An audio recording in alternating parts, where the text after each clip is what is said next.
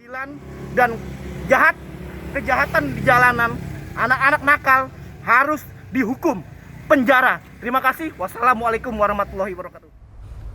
Sidang kasus kekerasan jalanan atau biasa disebut klitih yang menimpa anak di bawah umur berinisial KSW di Jalan Ngeksigondo, Kota Gede, Yogyakarta telah sampai di tahap pembelaan atau pledoi. Sidang pledoi yang digelar pada Rabu 29 September 2021 itu berlangsung secara tertutup atau hanya diikuti oleh terdakwa yang didampingi orang tua serta penasehat hukumnya. Sementara dari pihak korban hadir dalam persidangan yakni orang tua beserta penasehat hukum korban. Penasehat hukum korban Tommy Susanto seusai sidang mengatakan apa yang disampaikan oleh penasehat hukum dalam proses persidangan adalah hal yang biasa. Hanya saja ada beberapa hal yang diakui Tommy sedikit membuat pihaknya merasa kecewa, yakni dalam agenda pembelaan pada Rabu siang dikatakan bahwa korban sebelumnya memiliki masalah dengan terdakwa. Hal kedua yang menurut Tommy sangatlah fatal yakni mengenai batu yang dilempar oleh terdakwa terhadap korban. Dari keterangan Tommy, batu yang dilempar ke korban itu sudah ada di kantor polisi dan sudah difoto, serta telah dibuktikan pula keberadaannya dalam bentuk video.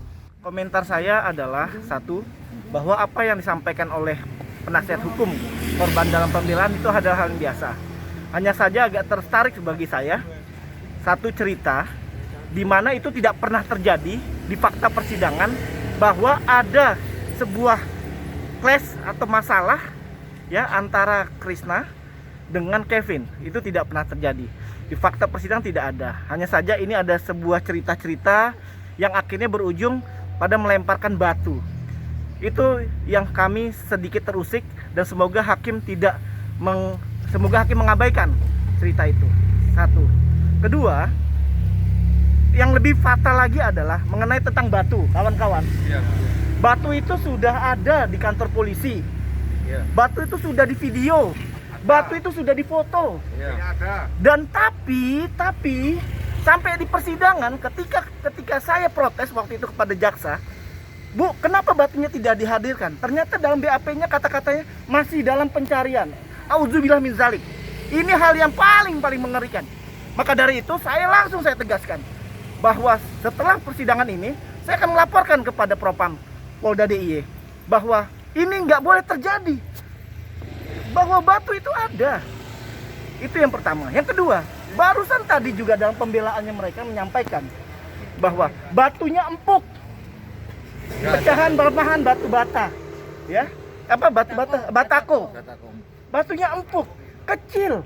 Kawan-kawan, batu empuk bisa menghancurkan muka. Itu nggak benar sama sekali.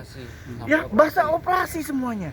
Maka dari itu, ya, harusnya jaksa tadi juga menghadirkan dokter yang meriksa. Harusnya jaksa juga menghadirkan beberapa saksi yang juga terkait dengan ini. Batu polisinya juga dihadirkan. Maka dari itu verbalisan harus dilakukan. Dan sampai detik ini, sampai tuntutan, sampai pembelaan tidak dihadirkan. Saya mohon kepada pemeriksa, pengawas kejaksaan untuk memeriksa semua berkas-berkas perkara ini. Dan satu hal lagi, kepada majelis hakim, tolong, Kevin sudah sakit mukanya. Hatinya sakit hari ini. Kami semua sakit anak-anak Kota Gede. Kami ingin keadilan. Tommy menganggap ada kejanggalan dalam proses BAP yang berjalan sejauh ini. Oleh sebab itu, dirinya berencana akan melapor kepada Divisi Propam Polda DIY. Hal ketiga, Tommy membantah atas pembelaan yang dilakukan oleh penasihat hukum terdakwa. Bahwasanya menurut pengakuan pihak terdakwa, batu yang dilemparkan ke wajah KSW merupakan batu lunak sejenis batu bata.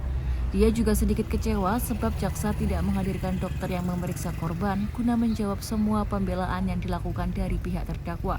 Penasehat hukum kedua dari korban, Romzana, menambahkan keinginan korban untuk menjadi seorang anggota polisi pupus lantaran korban kini mengalami cacat pada bagian wajah. Sementara Humas Pengadilan Negeri Yogyakarta, Suryo Hendratmoko, mengatakan sidang pledoi pada Rabu siang dipimpin oleh Hakim Ketua Agus Setiawan. Dia menjelaskan selama ini pihak pengadilan sudah menjalankan persidangan sesuai ketentuan yang berlaku. Disinggung mengenai keberadaan alat bukti berupa batu yang dijadikan sebagai sarana untuk menyerang korban, Suryo menegaskan hal itu seharusnya pihak penyidik yang menjawab. Terpisah, orang tua terdakwa Gunawan Wibowo saat ditemui sebelum sidang mengatakan pihaknya sudah berkali-kali meminta maaf kepada keluarga korban sebelum kasus itu bergulir ke meja hijau.